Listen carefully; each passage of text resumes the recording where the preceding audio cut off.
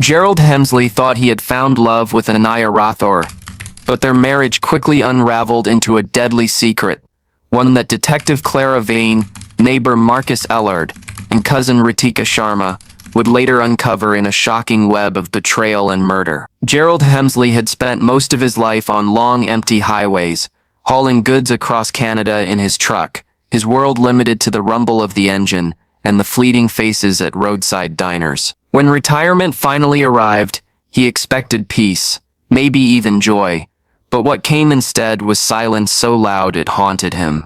At 60, he lived alone in a modest Ontario house, walls decorated with faded photographs of a family long gone. His parents were dead, he had no siblings close by, and years of focusing on work left him with little in terms of lasting friendships. Days stretched endlessly, broken only by the sound of the mail dropping through the slot, or the occasional call from an old coworker. He had money saved, a roof over his head, but no one to share it with. That emptiness began to crush him more than the long nights behind the wheel ever had. In his search for connection, Gerald turned to the internet, exploring matchmaking services that promised companionship. He stumbled onto a site specializing in cross-border relationships. At first, he was hesitant, but curiosity quickly gave way to longing. There, he met Anaya Rathore, a young woman from India who was strikingly beautiful, with dark, expressive eyes and a smile that seemed to promise warmth and renewal. She was only 26, and the age difference startled him, but she spoke kindly, always calling him thoughtful and strong. Her messages painted a picture of admiration and need. She said she dreamed of a life in Canada, of building a future beside a man who could provide stability and affection. For Gerald, who had never been anyone's first choice, her attention felt intoxicating. Their online exchanges grew into daily calls.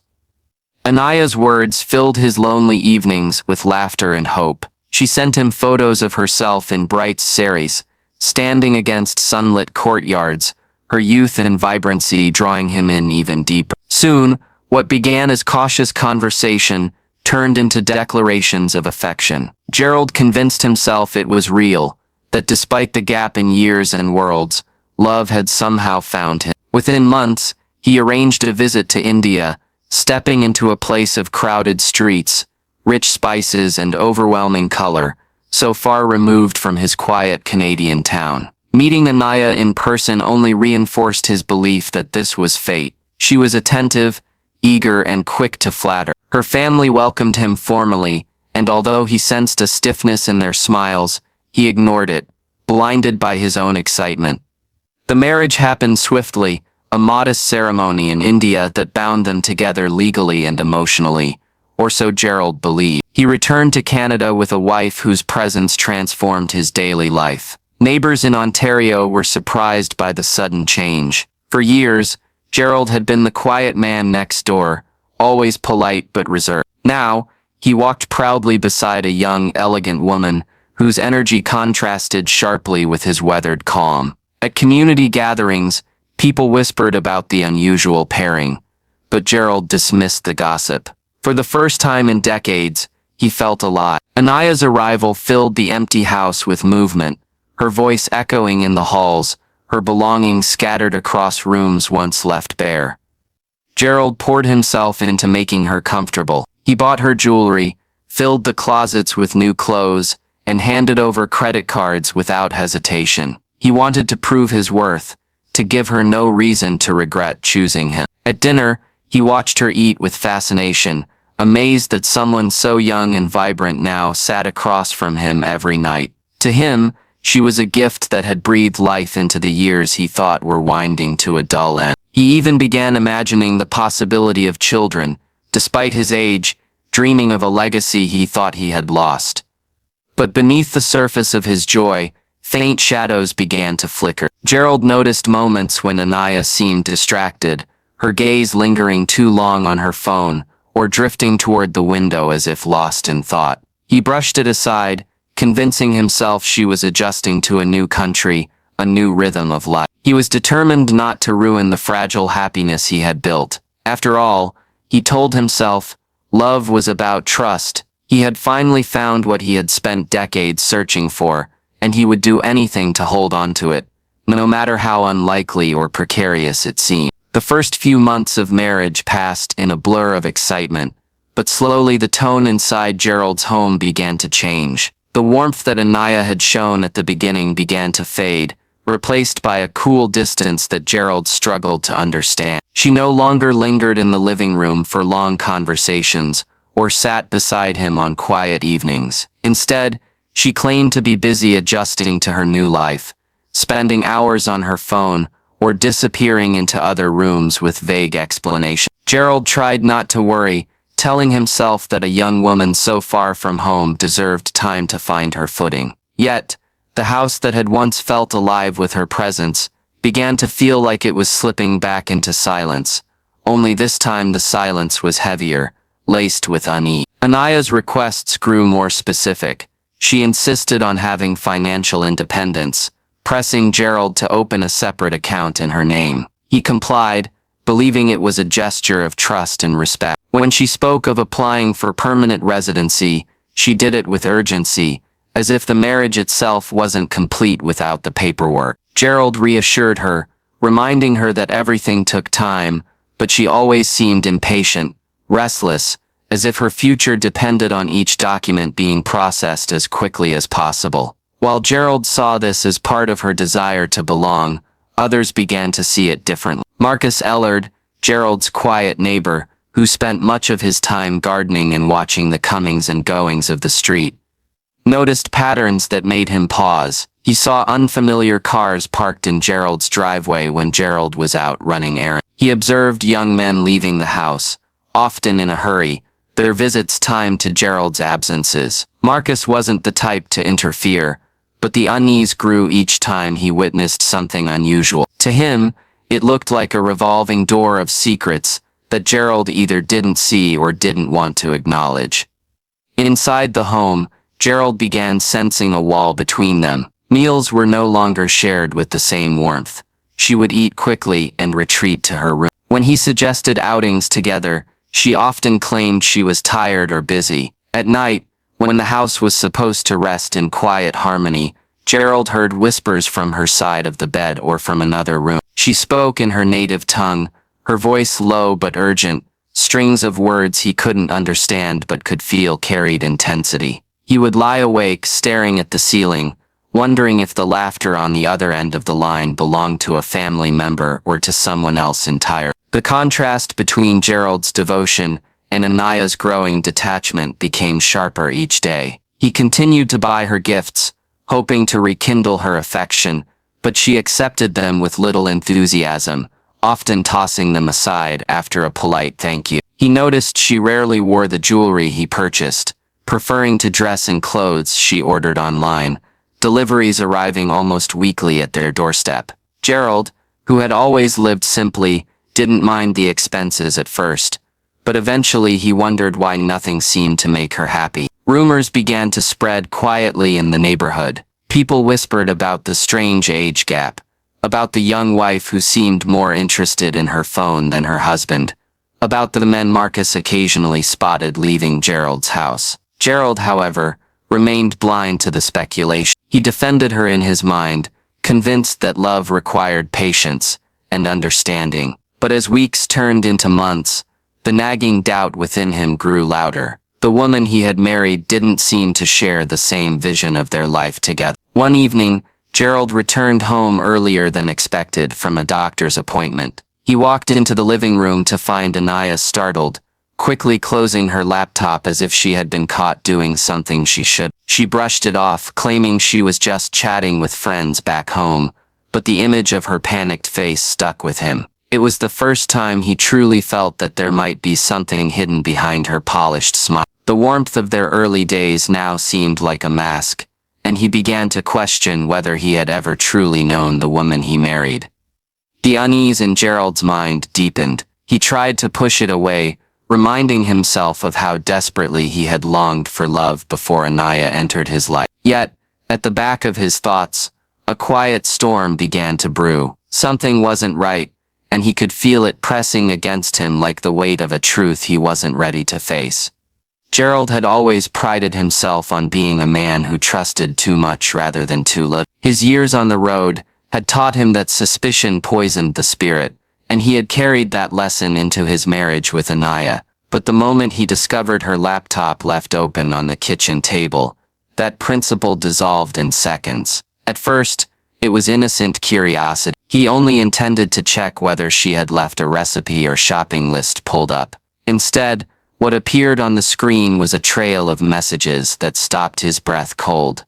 The words were clear even though many were in shorthand or mixed with phrases he barely understood. Anaya's conversations were not with family members, as she often claimed, but with people scattered across different cities. Some lived in Canada, others back in India. The tone of her writing was nothing like the affectionate words she once reserved for him. Instead, she mocked him, calling him old, naive, and nothing more than a stepping stone to a permanent residency. She bragged about the marriage as if it were a transaction, describing how she would soon be free to live her own life without the burden of a husband, nearly twice her age. Gerald's hands trembled as he scrolled further. The cruelest discovery came when he saw selfies of Anaya with another man in India. Their faces pressed close, their smiles filled with a joy Gerald had never seen directed at him. In one message, she referred to the man as her fiancé, promising him that their separation was temporary, and that soon she would send for him once her residency papers in Canada were finalized. The betrayal was staggering. Every small doubt, every whisper in the night, every odd visit Marcus had noticed, all of it rushed into sharp focus. The house around him seemed to close in. The walls felt suffocating, the silence ringing in his ears. For Gerald, this wasn't just about infidelity. It was the complete collapse of the life he thought he had built. He had invested his savings, his trust, and his heart into a woman who saw him only as a means to an end. The love he had believed was genuine was nothing more than a mask she wore until she could step into the future she truly wanted. That evening he could not meet her eye. She moved about the house as if nothing were wrong, humming softly while preparing tea, while Gerald sat in his armchair, his mind racing with the horror of what he had uncovered. The betrayal gnawed at him, each memory of their time together twisting into something grotesque. The first meeting in India now looked like a performance, her sweet words nothing but rehearsed lines. Even her sudden interest in financial independence now revealed its true purpose. She was planning her exit from the very beginning. Sleep abandoned him that night. Gerald walked the quiet halls, staring at the photos they had taken together, pictures that now felt staged, empty of the meaning he had once poured into them. He caught his reflection in the window and hardly recognized the man staring back, a tired, broken figure who had been played for a fool. His pride, already fragile from years of solitude, crumbled into something darker. The next day, Marcus observed him pacing outside, his steps restless, his expression unsettled. Gerald muttered to himself, his voice carried by the autumn breeze, words Marcus couldn't fully catch but that carried a sharpness, a kind of despair. It was the look of a man who had been cut open by truth too heavy to bear. Marcus considered approaching him, asking if he was all right, but chose instead to stay silent, unsure of what storm was brewing inside his neighbor's home.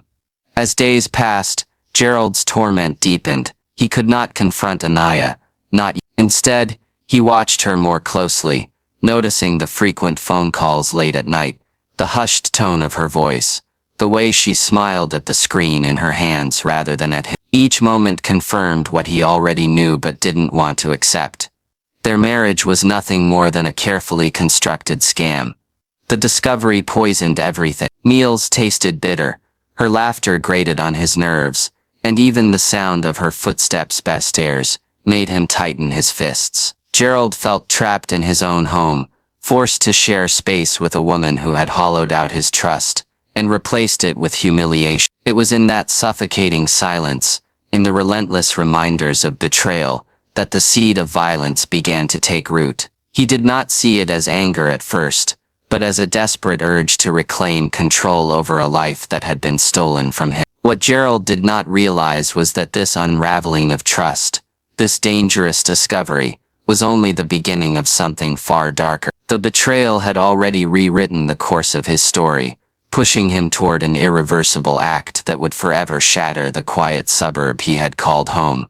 The evening that marked the point of no return began like any other, quiet and deceptively ordinary. The neighborhood settled into its usual rhythm, porch lights glowing in the fading daylight, televisions flickering behind curtained windows, and the hum of distant traffic filling the air. Inside Gerald's home, however, the calm was a fragile mask stretched over a storm. He sat in his chair staring at Anaya, as she scrolled on her phone, her face lit by the glow of the screen. She barely acknowledged him, her expression softening only when she typed a message, or received one in return. For Gerald, every smile directed at that glowing device was another wound, another reminder that her heart and loyalty belonged elsewhere. By now, the discovery of her betrayal had hardened into something heavier than grief. It was rage mixed with humiliation, a deep ache that throbbed in his chest every time he remembered the mocking words he had read on her laptop. He had replayed them in his head endlessly, each repetition striking him like a hammer. The man who once found comfort in solitude now found himself chained to torment, trapped in a house that no longer felt like his own. That night, something in Gerald broke. Anaya moved through the kitchen, humming a faint tune as she poured herself a drink, completely unaware of the storm building behind her. Gerald followed, his footsteps quiet but charged with a weight he could no longer carry. His gaze fell upon the heavy object resting on the counter, a blunt tool he had used earlier that week for repairs. His mind clouded, logic dissolving into a blur of betrayal and anger. He picked it up, his hand steady despite the chaos raging inside him. The act itself was swift, sudden, and brutal.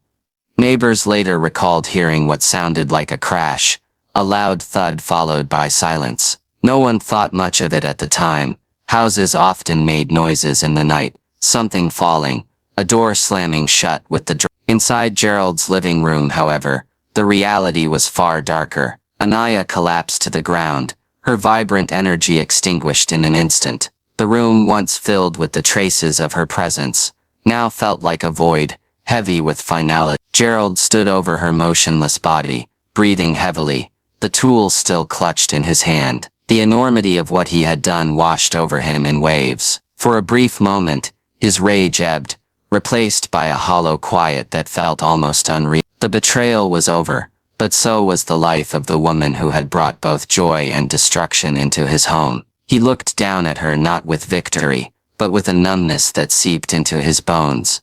Hours passed in a haze. Gerald moved mechanically, dragging her lifeless body into the garage under the cover of darkness. Marcus, glancing out of his window, noticed the strange sight. Gerald struggling with a large bag, his figure hunched, movements deliberate but awkward. To Marcus it seemed odd but not alarming enough to investigate further. He turned away, unaware that he had just witnessed part of a crime being hidden in plain sight. Inside the garage, Gerald attempted to conceal what he had done. He placed the body beneath a pile of tools and old boxes, arranging them clumsily as if they could shield him from the reality of his actions. The air smelled of oil and dust, but to Gerald, it now carried the suffocating weight of guilt. He washed his hands, scrubbed the floors, and tried to erase the evidence of violence, but the faint stains resisted, mocking his efforts. Each attempt to clean only deepened his sense of futility. By dawn, Gerald sat alone in his kitchen, staring blankly at the cup of coffee cooling before him. The house was eerily silent, devoid of Anaya's voice, her footsteps, her humming. For years, silence had been his greatest enemy, the void that had driven him to seek companionship across oceans. Now, silence returned in a form far more chilling. It was not peaceful, but accusatory, whispering back at him with every tick of the clock. The murder was not a moment of liberation, but the creation of a prison he could never escape. Gerald's life, once defined by routine and quiet longing, had been swallowed by darkness in a single night. He had killed not only his wife, but the illusion of happiness he had so desperately clung to. And while the world outside continued in ignorance, the truth inside that suburban home could not remain hidden forever. Anaya's sudden absence did not go unnoticed. At first, Gerald tried to act as though nothing had changed. He carried on with his usual routines, mowing the lawn, checking the mail, and greeting Marcus with a stiff nod whenever their paths crossed. But the cracks in his facade began to show almost immediately. Neighbors had grown accustomed to seeing Anaya on the porch, waving cheerfully or walking quickly down the street to catch a bus. When days turned into weeks without her familiar presence, whispers began to ripple quietly through the community. People wondered if the young wife had gone back to India, or if perhaps the unusual marriage had dissolved as quickly as it had formed. The silence surrounding Anaya reached the attention of immigration authorities when she failed to attend scheduled appointments, crucial for her residency process. These missed meetings triggered official concern, and soon after, a welfare check was requested. The case landed on the desk of Detective Clara Vine, a sharp and meticulous investigator known for her ability to untangle complicated domestic crime. She arrived at Gerald's home on a brisk morning, her presence calm but observant, her eyes scanning the property with trained precision. Gerald answered the door with forced politeness, his voice steady but his posture tense. He claimed Anaya had gone to visit relatives in another city, brushing off her absence as temporary. Clara, however, noted the hesitation in his words, the way his eyes flicked toward the ground as if avoiding her steady gaze. She asked routine questions, each answer adding to the growing sense that something was off. Gerald spoke of her habits vaguely, unable to provide details about her supposed trip. Clara filed her suspicions quietly, knowing from experience that inconsistencies often revealed more than outright lies. Marcus, when approached later, mentioned casually that he had seen Gerald dragging a large, heavy bag into the garage one night. He hadn't thought much of it at the time, but in the context of Anaya's disappearance, the memory unsettled him. Clara filed that detail carefully, the image of a late-night struggle sticking firmly in her mind. A forensic team was soon dispatched to the house. They moved methodically, scanning each room, examining surfaces that Gerald had tried to clean. Despite his efforts, faint traces of blood were discovered along the edges of the living room floorboards, small but undeniable evidence that something violent had occurred. In the garage, the search deepened. Beneath stacked boxes and tools, investigators uncovered what Gerald had tried so desperately to conceal. Wrapped clumsily, Anaya's remains lay hidden in the shadows, her vibrant life reduced to silence beneath the weight of dust and steel. The discovery confirmed Clara's suspicions. Gerald was taken into custody, his quiet demeanor cracking as officers led him away from the house. The community that had once viewed him as a lonely retiree